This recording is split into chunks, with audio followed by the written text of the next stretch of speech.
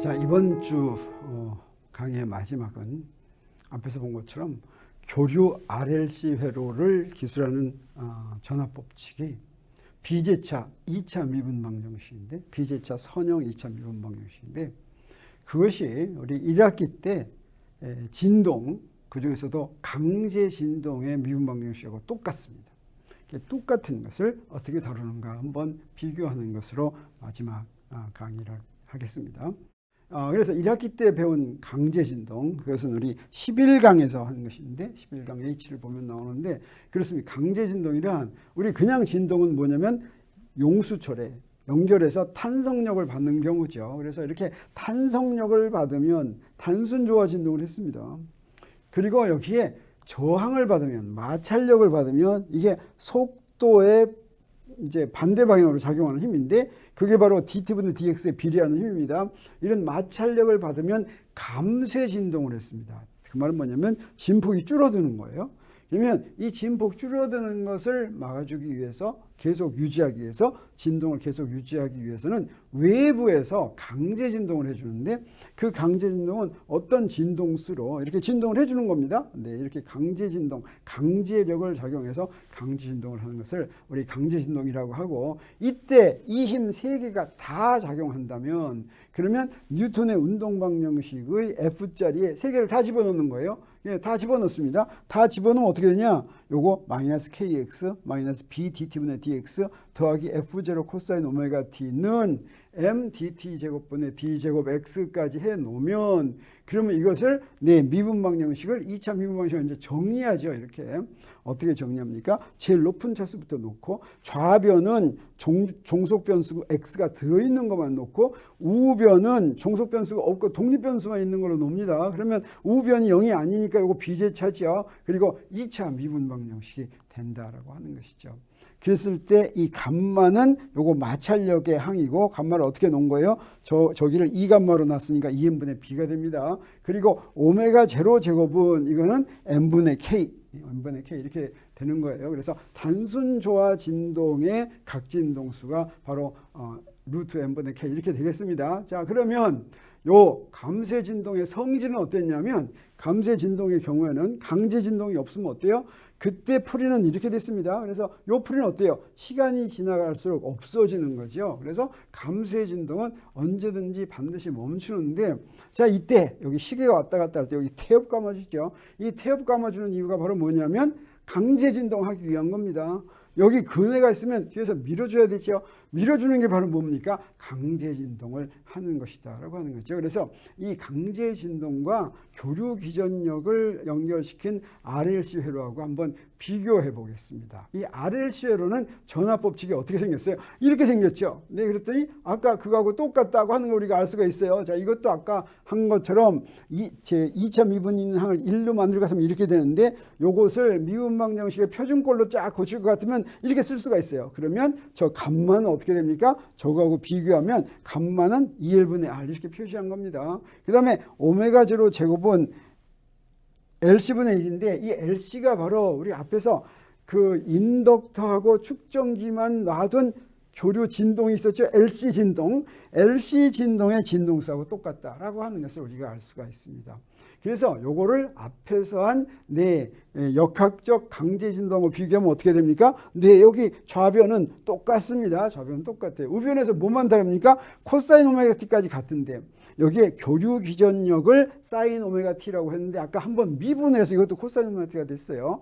그런데 뭐가 다르냐면, 여기서 중요한 게 뭐냐면, 비교해 봤더니 여기는 오메가가 여기 코사인 오메가 t만 있는데, 역학적 진동의 경우에는, 여기에 교류 RLC 회로의 경우에는 한 번 미분해서 여기 오메가가 있습니다. 여기 오메가가 따로 들어가 있죠. 이게 바로 중요한 역할을 합니다. 그래서 여기에 이렇게 오메가가 들어있으면 요거 그 성질이 조금 달라지는다고 하는 것을 우리가 알 수가 있습니다. 그래서 비제차 미분 방정식의 풀이를 구하는 방법이 우리 11강에서는 어떻게 했냐면 그대로 했습니다. 이 비제차 미분 방정식은 사실은 두 가지로 나눠서 구했어요. 하나는 뭐냐면 제차 미분 방정식의 풀이와 비제차 미분 방정식의 풀이를 같이 구했습니다. 왜?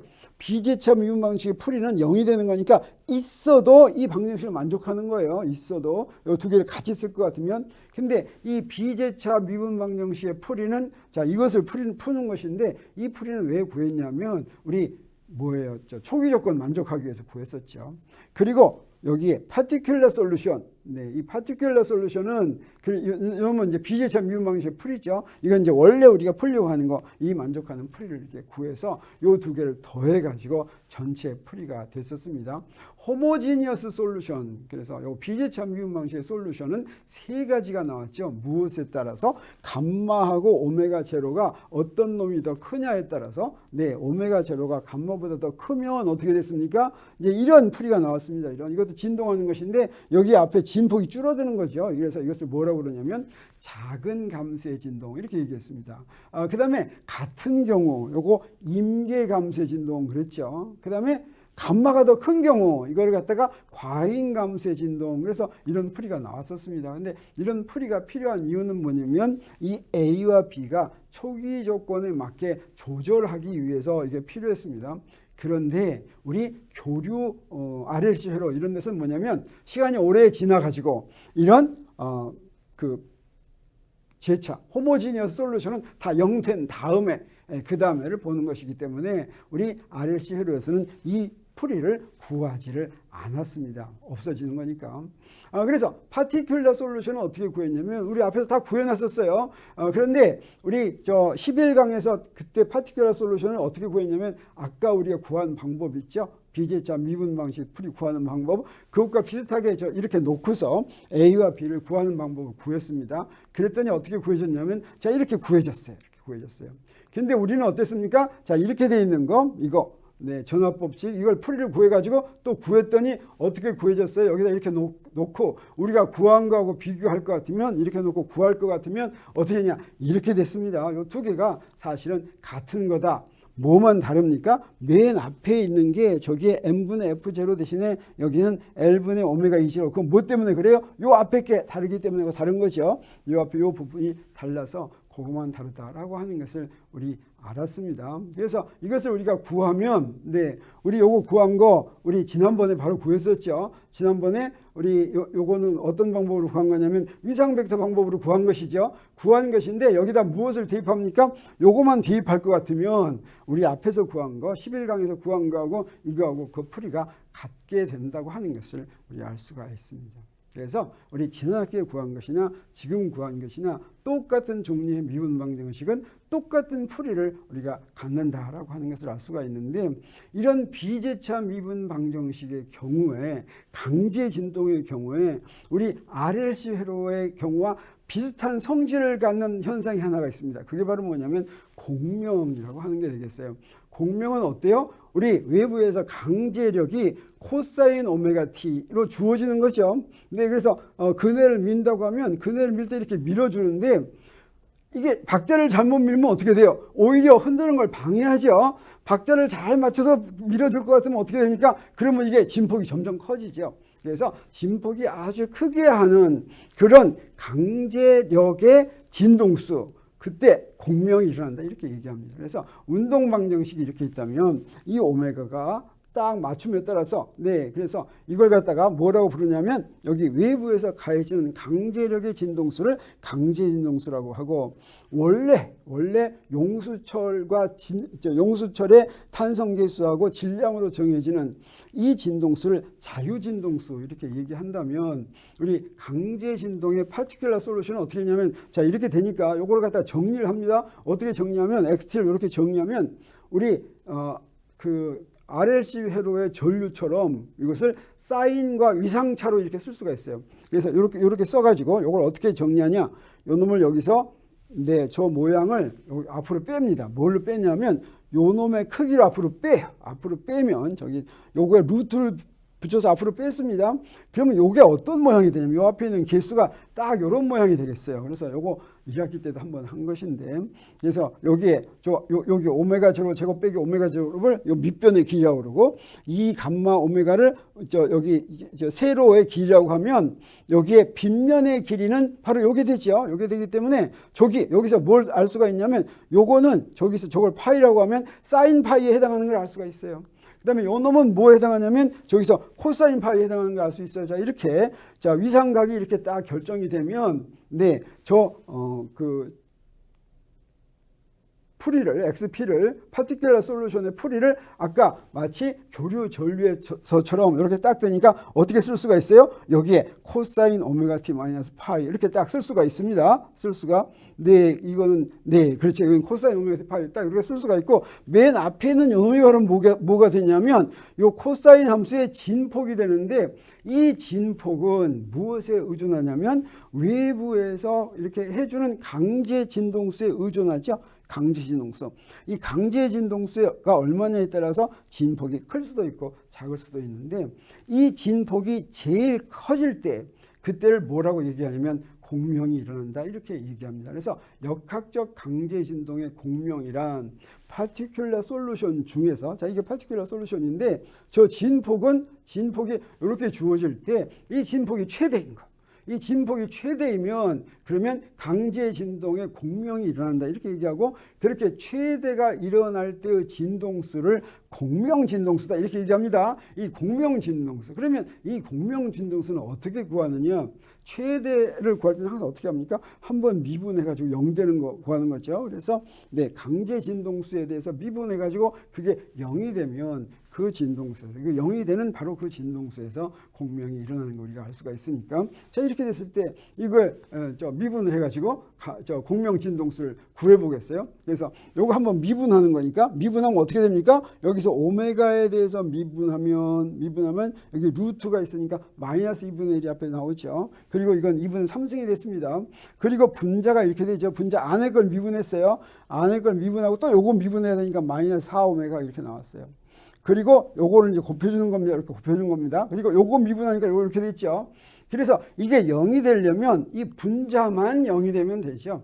그래서 이 분자 0이 되는 것을 구했습니다. 요 분자 0이 되면 어떻게 됩니까? 이 공명 진동수가 요거 0이 되는 거니까 저 오메가 R은 저거 0이 되는 거예요. 0이 되는 거 저거 이렇게 빼가지고 오메가 제로 제곱 빼기 2 감마 제곱 빼기 루트 하는 거 보니까 이거 딱 어떻습니까? 요 자유 진동수보다 요 n분의 k 루트한 걸로 정해지는 것보다 감마 제곱 좀 뺀 거죠. 저항이 여기 있으면 저항 조금 작은 거. 그래서 이게 바로 자유 진동수보다 약간 작은 그런 진동수에서 공명이 일어난다. 그런 진동수로 밀어주면 진폭이 최대가 된다라고 하는 것을 우리 알았습니다. 이런 공명 현상이 어디에도 일어나냐면 교류 RLC 회로에서도 일어납니다. 똑같은 식의 지배를 받으니까 똑같은 현상이 일어나죠. 그래서 교류 RLC 회로의 공명을 한번 보겠어요. 교류 RLC 회로는 여기 미분 방식이 이렇게 됐죠. 근데 이것은 우리 앞에서와 같이 복잡한 방법을 거치지 않고도 바로 전류 다 구해놨습니다. 전류 어떻게 생겼어요? 전류는 이렇게 생겼는데 저 전류의 최대값은 어떻게 했습니까? 전류의 최대값은 Z분의 2제로였죠. 이 Z는 임피던스인데 임피던스는 저기 이렇게 생겼었죠. 그러면 저기에 진동수, 사실은 교류 기전력의 진동수가 여기 오메가가 이게 바로 뭡니까? 우리 역학적 강제 진동에서 강제 진동수와 같은 거죠. 그래서 요 교류 기전력의 진동수가 요 속에 들어있어요. 어디에 들어있어요? 리액턴스에 들어있죠. 리액턴스에. 그러면 요 진폭이, 여기가 진폭인데 요 진폭이 이렇게 주어지는 진폭이 최대인 교류 기전력의 진동수, 다시 말하면 교류 기전력의 진동수를 바꿔주면 흐르는 전류의 진폭이 점점 커질 수도 있고 작아질 수도 있다. 이런 것이요.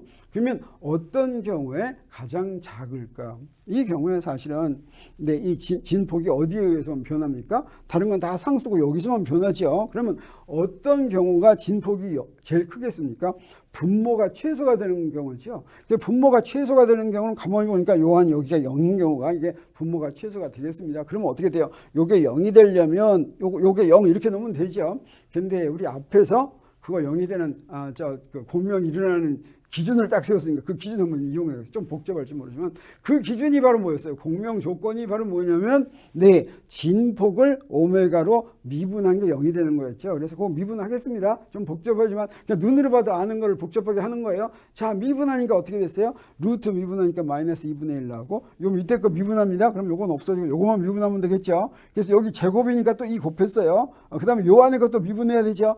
요 안에 거 미분하면 요 오메가가 없어지고 마이너스에서 요거 플러스 되고 오메가 제곱분의 C분의 1 이렇게 됐는데 요게 0이 돼야 되겠어요. 이 0이 되는 조건은 바로 뭐냐면 이게 0이 되는 거죠. 네, 요거는 항상 0보다 큰 거니까 여기에 0이 되면 되겠어요. 그건 아까 우리 요거만 보고 한 거하고 똑같은 조건이 나왔어요. 그래서 그게 0이 되는 조건은 바로 뭐냐면 이 공명이 이게 0이 되는 건 바로 어디입니까? 네, 이거 LC 진동의 진동수하고 똑같은 진동에서 그래서 이건 뭡니까? 교류 기전역의 진동수가 거기에 있는 인덕터와 축전기에서 결정되는 LC 진동의 진동수와 같으면 그때 전류가 최대 전류가 흐른다.